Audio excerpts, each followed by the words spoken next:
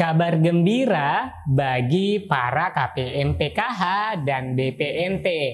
Mulai besok Senin 16 April hingga menjelang Lebaran, PT Pos akan kembali menyalurkan bantuan PKH dan BPNT, dan bagi penerima bansos PKH ini akan kembali difoto rumahnya dan juga penerimanya. Nah, kira-kira daerah mana saja yang beruntung mencairkan? Silahkan simak info lengkapnya dan pastikan teman-teman telah subscribe dan mengaktifkan lonceng notifikasinya agar teman-teman dapat berlangganan secara gratis berita seputar pencairan PKH dan BPNT secara real time dan akurat.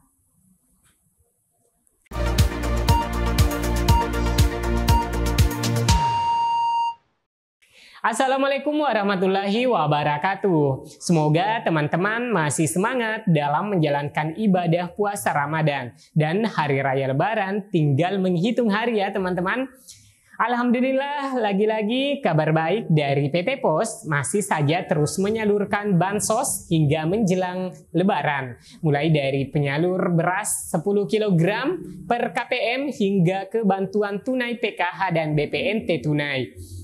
Berita update hari ini bahwasanya PT Pos Indonesia Persero memastikan penyaluran bantuan sosial BPNT dan PKH dari Kementerian Sosial Kemensos kepada 3,2 juta keluarga penerima manfaat atau KPM akan rampung sebelum Lebaran 2023. Tak hanya itu, PT Pos dalam penyalurannya menggunakan teknologi AI, Artificial Intelligence. Data KPM yang direkam akan jauh lebih akurat.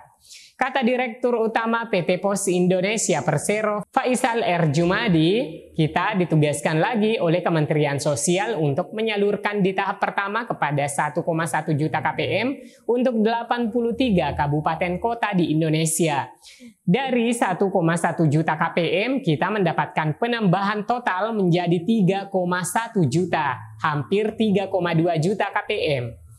Sampai hari ini sekitar 80% tersalurkan.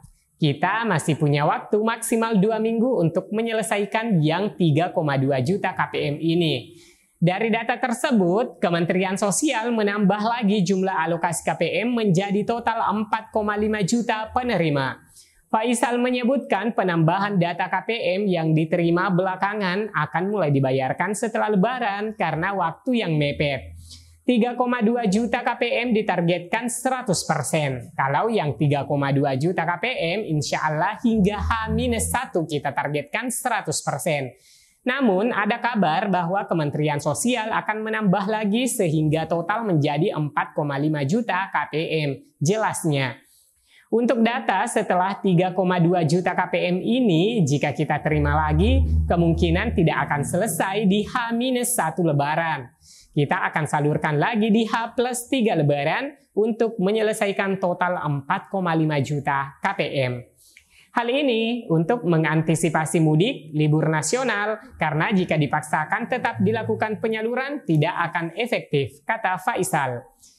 Sebanyak 4,5 juta KPM tersebut dialokasikan lebih banyak lagi dari yang semula 83 kabupaten kota termasuk wilayah 3T, namun menjadi 514 kabupaten kota yang tersebar di seluruh daerah.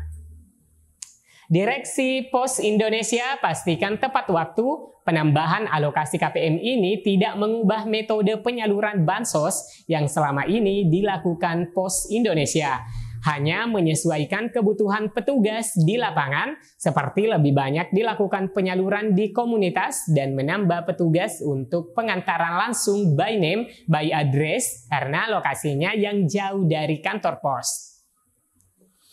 Cara penyaluran masih menggunakan 3 cara, yaitu disalurkan di kantor pos, melalui komunitas, atau diantarkan langsung ke rumah KPM, atau door to door bagi KPM yang sedang sakit, lansia, disabilitas, katanya.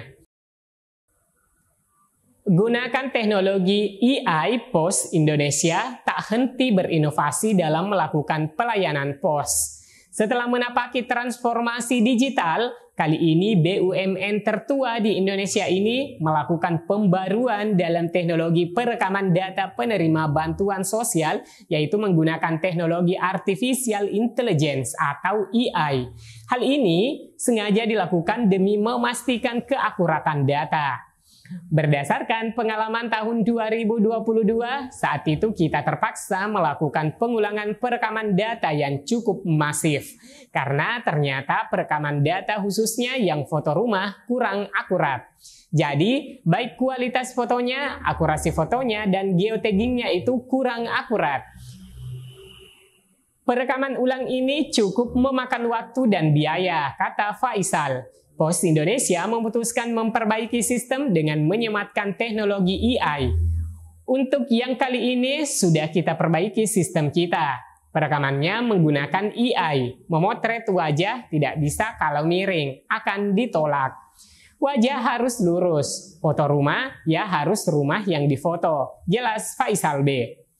Dengan bantuan penggunaan teknologi, diharapkan data yang diterima akan jauh lebih akurat. Selain memanfaatkan teknologi AI untuk mempercepat penyaluran Bansos Pos Indonesia, menambah juga jumlah petugas juru bayar dan memperpanjang waktu pelayanan. Semua ini dilakukan demi memastikan keluarga penerima manfaat atau KPM dapat menerima haknya sebelum Lebaran. Dengan keterbatasan waktu dan nominal bantuan PKH yang berbeda-beda antar penerima manfaat, kita tentu meningkatkan jumlah petugas, menambah jam layanan sampai malam. Kita bagi 2 shift, pagi ke sore, sore ke malam. Kemudian kita juga menambah titik layanan. Misalnya sebelumnya di kelurahan, sekarang kita masuk agak ke dalam ke RT atau Banjar, dusun, kata Faisal. Lebih lanjut, Faisal berharap dengan totalitas dalam menyalurkan bantuan sosial tersebut, Pos Indonesia akan terus diberi kepercayaan oleh pemerintah untuk menyalurkan bantuan sosial atau bansos-bansos lainnya pada masa-masa mendatang. Tentu saja ini adalah amanah kepercayaan yang diberikan oleh Kementerian Sosial. Kami akan terus menjaga amanah ini. Kami siap setiap saat jika ditugaskan lagi di triwulan berikutnya. Atau secara bertahap ada penambahan data penerima pun kami siap. Sumber daya kami bisa dimobilisasi, ujarnya.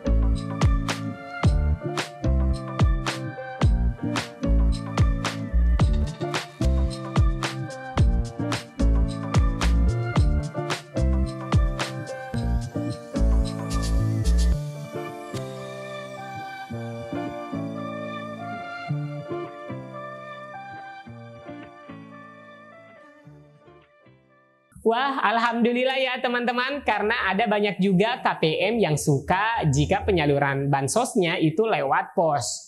Nah, menurut pendapat teman-teman, suka lewat pos pencairannya atau suka lewat KKS ya teman-teman? Silahkan tulis komentarnya di kolom komentar di bawah video. Baik teman-teman, jika berita ini bermanfaat, like dan share ke media sosial dan grup-grup teman-teman punya. Berikan pula komentarnya dan pertanyaan silahkan diketikkan pada kolom komentar di bawah video. Saya Amran undur diri, selamat menjalankan ibadah puasa Ramadan bagi yang tengah menjalankannya. Dan sampai jumpa di video selanjutnya. Wassalamualaikum warahmatullahi wabarakatuh.